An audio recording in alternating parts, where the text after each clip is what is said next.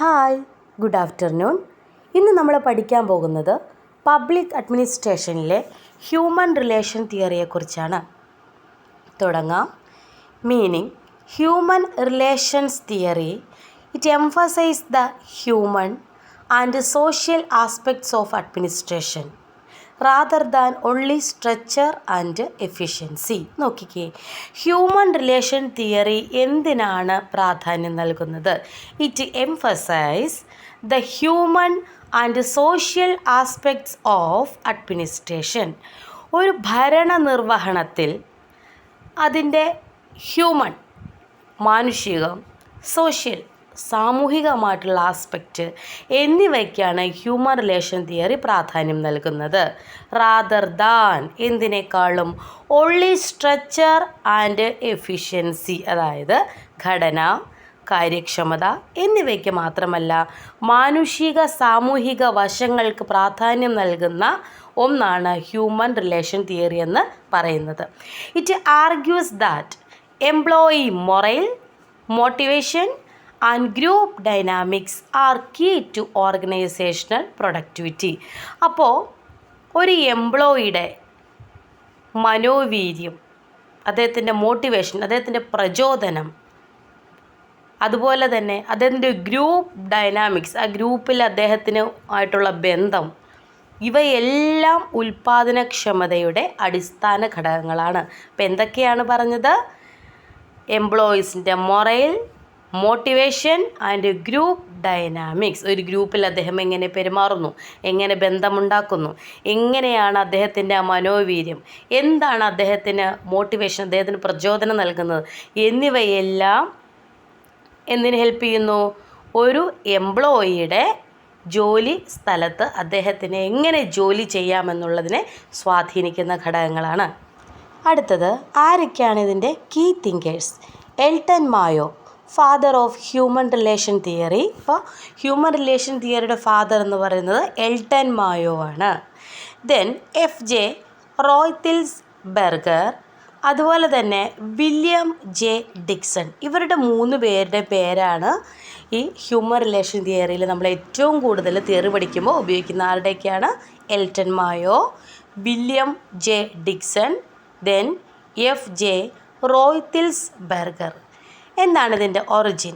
It developed after the Hawthorne experiments 1924 to 1932 വരെയുള്ള ടൈമിലാണ് ഈ എക്സ്പെരിമെൻറ്റ് കണ്ടക്ട് ചെയ്യുന്നത്.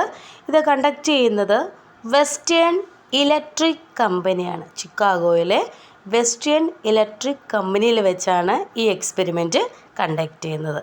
നെക്സ്റ്റ് നോക്കുക, ഇമ്പോർട്ടൻറ്റ് കോൺസെപ്റ്റ്സ് ഏതൊക്കെയാണെന്ന് നോക്കുക. Hawthorne effect, workers perform better when they feel observed and valued. അതായത് ഒരു തൊഴിലാളി അല്ലെങ്കിൽ ഒരു വർക്കർ എങ്ങനെയാണ് നന്നായിട്ട് എപ്പോഴാണ് ജോലി ചെയ്യുന്നത്? അദ്ദേഹം ഒരു നിരീക്ഷിക്കപ്പെടുകയാണ്, അദ്ദേഹത്തെ നമ്മൾ ശ്രദ്ധിക്കുന്നുണ്ട്, അല്ലെങ്കിൽ അദ്ദേഹത്തിൻ്റെ ആ ഒരു ജോലിയുടെ ആ മികച്ച പ്രകടനത്തിന് നമ്മൾ വിലമതിക്കുന്നുണ്ട്, അല്ലെങ്കിൽ വില നൽകുന്നുണ്ട് എന്ന് തോന്നിക്കഴിഞ്ഞാൽ, എന്ത് പണമായിട്ടല്ല വിലമതിക്കുക എന്ന് ഉദ്ദേശിക്കുന്നത്, അദ്ദേഹം ചെയ്യുന്നതിനെ നമ്മളൊന്ന് അപ്രീഷിയേറ്റ് ചെയ്യുകയൊക്കെ ചെയ്തു കഴിഞ്ഞാൽ അദ്ദേഹം നന്നായി ജോലി ചെയ്യും. രണ്ടാമത് ഇൻഫോർമൽ ഓർഗനൈസേഷനാണ്. Informal groups exist alongside formal structure. അപ്പോൾ സംഘടന സ്വാധീനമാണ്, അതായത് ഔദ്യോഗികമായിട്ടും അനൗദ്യോഗികമായിട്ടുള്ള ഗ്രൂപ്പ്സിനാണ് ഉദ്ദേശിക്കുന്നത്. These group strongly influence employee behaviour. അപ്പോൾ ഇങ്ങനെയുള്ള ഗ്രൂപ്പ് ഈ എംപ്ലോയിയുടെ ബിഹേവിയറിനെ സ്വാധീനിക്കുന്നുണ്ട്. ദെൻ സോഷ്യൽ മാൻ തിയറിയാണ്. Replaced economic man of scientific management.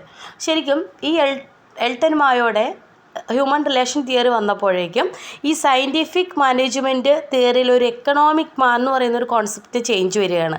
Then human needs എന്ന് പറയുന്ന മണി എലോൺ. ഇപ്പോൾ ഹ്യൂമൻ നീഡ്സ് എന്ന് പറയുന്നത് മണി മാത്രമാണ് എന്നാണ് നമ്മൾ സയൻറ്റിഫിക് മാനേജ്മെൻറ്റ് തിയറി പഠിക്കുമ്പോഴേക്ക് നമുക്ക് കുറച്ചൊക്കെ മനസ്സിലാകുന്നത്. പക്ഷേ ഈ ഹ്യൂമൻ റിലേഷൻ തിയറിയിലേക്ക് വരുമ്പോഴത്തേനും അതിന് ഹ്യൂമൻ വാല്യൂ നൽകുകയാണ്, നമ്മളൊരു സോഷ്യൽ വാല്യൂ നൽകുകയാണ്. അവരുടെ ഒരു ഒബ്സർവേഷനിലൂടെ നമ്മൾ അവരെയൊക്കെ ഒന്ന് ഒരു മനോധൈര്യം കൊടുക്കാൻ ശ്രമിക്കുകയാണ്. നമ്മുടെ ഒബ്സർവേഷൻ എന്ന് പറയുന്നത് നല്ല രീതിയിലാണ്. കാരണം നന്നായി ജോലി ചെയ്യുമ്പോൾ നന്നായിട്ടുണ്ട് എന്ന് പറഞ്ഞ് അവനൊന്ന് കൈകൊണ്ട് തട്ടുക, അവനൊന്ന് അപ്രീഷിയേറ്റ് ചെയ്യുക. അങ്ങനെ ഒരു ഹ്യൂമൻ റിലേഷൻ ഉണ്ടാക്കിയെടുക്കുമ്പോൾ ആ കമ്പനിയോട് ആ വർക്കേഴ്സിന് അല്ലെങ്കിൽ ആ വർക്കറിന് തോന്നുന്ന ഒരു ആത്മാർത്ഥത, അതിലൂടെ അദ്ദേഹം ആത്മാർത്ഥമായിട്ട് ജോലി ചെയ്യുന്നു. ഇതാണ് ഹ്യൂമൻ റിലേഷൻ തിയറി എന്നതുകൊണ്ട് ഉദ്ദേശിക്കുന്നത്. അതുകൊണ്ട് തന്നെ നമുക്ക് പറയാം, പണത്തേക്കാൾ വലുത് തന്നെയാണ് മനുഷ്യൻ്റെ ആവശ്യങ്ങളെന്ന് പറയുന്നത്. ഇനി എന്താണ് ഈ ഹ്യൂമൻ റിലേഷൻ തിയറി പബ്ലിക് അഡ്മിനിസ്ട്രേഷനിലേക്ക് വരുമ്പോൾ എന്താണ് അതിൻ്റെ ഫീച്ചേഴ്സ് നോക്കാം. ഇറ്റ് എംഫസിസ് ഓൺ പാർട്ടിസിപ്പേറ്റീവ്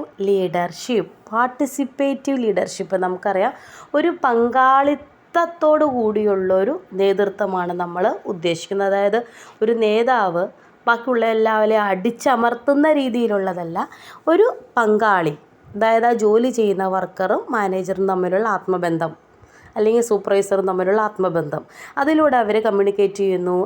അവരുടെ ജോലി സമയം വളരെ ഫ്രീ ആയിട്ട് ഇടപഴകിക്കൊണ്ട് ജോലി ചെയ്യുന്നു. രണ്ടാമത്തത് ഫോക്കസ് ഓൺ എംപ്ലോയി വെൽഫെയർ, ആ എംപ്ലോയിയുടെ ക്ഷേമം ഫോക്കസ് ചെയ്യുക. അടുത്തതാണ് ഇമ്പോർട്ടൻസ് ഓഫ് കമ്മ്യൂണിക്കേഷൻ ചാനൽസ്, അതായത് പരസ്പരം ആശയവിനിമയം നടത്തുക എന്നുള്ളതാണ്. നല്ല രീതിയിലുള്ള ഹെൽത്തി ആയിട്ടുള്ള ആശയവിനിമയം. Then encouragement of team work, നമ്മളൊരു ഗ്രൂപ്പ് വർക്കിന്, ഒരു ടീം വർക്കിനെ പ്രോത്സാഹിപ്പിക്കുക. അടുത്ത ഡെമോക്രാറ്റിക് സ്റ്റൈൽ ഓഫ് സൂപ്പർവിഷൻ, നമ്മൾ എങ്ങനെ ചെയ്യണം, എപ്പോൾ ചെയ്യണമെന്ന് നല്ല രീതിയിൽ കമ്മ്യൂണിക്കേറ്റ് ചെയ്ത് പറഞ്ഞു കൊടുക്കുക. അതല്ലാതെ നമ്മൾ സൂപ്പർവൈസർ എന്ന നിലയ്ക്ക് നമ്മൾ അധികം അങ്ങോട്ട് ഓവറായിട്ട് അവരെ കൺട്രോൾ ചെയ്യാൻ പോകാതെ ഒരു ഹ്യൂമൻ റിലേഷൻ ബന്ധത്തിൽ നിന്നുകൊണ്ട് തന്നെ, അല്ലേ, ഒരു മനുഷ്യനാണെന്നുള്ള പരിഗണന നൽകിക്കൊണ്ട് അവന് സ്നേഹത്തോടെ അവനോടൊരു ബന്ധം സ്ഥാപിച്ചുകൊണ്ട് കാര്യങ്ങൾ പറഞ്ഞു കൊടുക്കുകയാണെങ്കിൽ കുറച്ചുകൂടെ അവന് മനസ്സിലാകും, കുറച്ചുകൂടെ അവന് നിങ്ങളെക്കുറിച്ച് മതിപ്പുണ്ടാവും. ആ മതിപ്പിൽ നിന്ന് ഒരു ഗ്രൂപ്പ് ആയിട്ടുള്ള വർക്ക് അവിടെ നടക്കും, അതായത് ടീം വർക്ക്. ദെൻ മെറിറ്റ്സ് എന്തൊക്കെയാണെന്ന് നോക്കൂ. ഇറ്റ് ഇംപ്രൂവ്ഡ് മൊറൈൽ, അതുപോലെ തന്നെ better coordination, then reduced conflict, കലാപങ്ങൾ റെഡ്യൂസ് ചെയ്യും. ദെൻ ഹ്യൂമനൈസ്ഡ് അഡ്മിനിസ്ട്രേഷൻ, ഭരണ സംവിധാനം തന്നെ ഒരു മാനുഷികത്വം ഉള്ളതായിരിക്കും. Then criticism, over emphasis on social ഫാക്ടേഴ്സിന് കൂടുതൽ പ്രാധാന്യം നൽകുന്നു എന്നുള്ളത്. ദെൻ നെഗ്ലക്ട്സ് ഓർഗനൈസേഷണൽ സ്ട്രക്ചർ, ആ ഒരു ഓർഗനൈസേഷൻ സ്ട്രക്ചറിനെ അദ്ദേഹം നെഗ്ലക്റ്റ് ചെയ്യുന്നുണ്ട്. Then less attention to power and authority, അധികാരത്തിനും കുറച്ച് പ്രാധാന്യമേ നൽകുന്നുള്ളൂ. ദേ നോട്ട് ഫുള്ളി സയൻറ്റിഫിക്, ഒരിക്കലും പൂർണ്ണമായിട്ടും ത്തിൻ്റെ ബേസിലല്ല ഹ്യൂമൻ റിലേഷൻ തിയറി കൊണ്ടുവന്നിട്ടുള്ളത്. എന്താണ് അതിൻ്റെ relevance today? Basis of modern HR management, അല്ലേ, ഇന്നത്തെ ഒരു ഹ്യൂമൻ റിലേഷൻ മാനേജ് ചെയ്യാനുള്ള ഒരു അടിസ്ഥാനം ആയിട്ട് എടുക്കാം. അതുപോലെ തന്നെ applied in government officers for staff motivation, അല്ലേ, അപ്പോൾ ഗവൺമെൻറ് ഓഫീസിലേക്ക് സ്റ്റാഫിനെ മോട്ടിവേറ്റ് ചെയ്യാനായിട്ട് നമുക്ക് ഈ തിയറി അപ്ലൈ ചെയ്യാം. Then influences leadership training in public സർവീസിലെ ലീഡർഷിപ്പ് ട്രെയിനിങ്ങിന് ഇൻഫ്ലുവൻസ് ചെയ്യാം. അപ്പോൾ ഇതൊക്കെയാണ് ക്രിറ്റിസിസവും ഇന്നത്തെ റിലവൻസും. അടുത്തത് ഇമ്പോർട്ടൻ്റ് ഫീച്ചേഴ്സാണ്. എംപ്ലോയിയുടെ welfare, then participative management, then പരസ്പര two way communication, then decentralised supervision, അതായത് വികേന്ദ്രീകരണമായിട്ടുള്ള എല്ലാവർക്കും പരസ്പരം അങ്ങോട്ടും ഇങ്ങോട്ടും പരസ്പര ബന്ധമുള്ളത്, ഒരു സെൻട്രലൈസ് ചെയ്ത് ഒരാളുടെ ഹാൻഡിൽ മാത്രം നിൽക്കാത്തത്. Then emphasis on human relations, വളരെ സിമ്പിളാണ് പഠിക്കാൻ, നമ്മളത് ഓൾറെഡി എക്സ്പ്ലെയിൻ ചെയ്ത് പോയതാണ് കേട്ടോ. ഇനി അടുത്തത് വളരെ ഇമ്പോർട്ടൻ്റ് ആണ്, കമ്പാരിസൺ വിത്ത് സയൻറ്റിഫിക് മാനേജ്മെൻറ്റ്.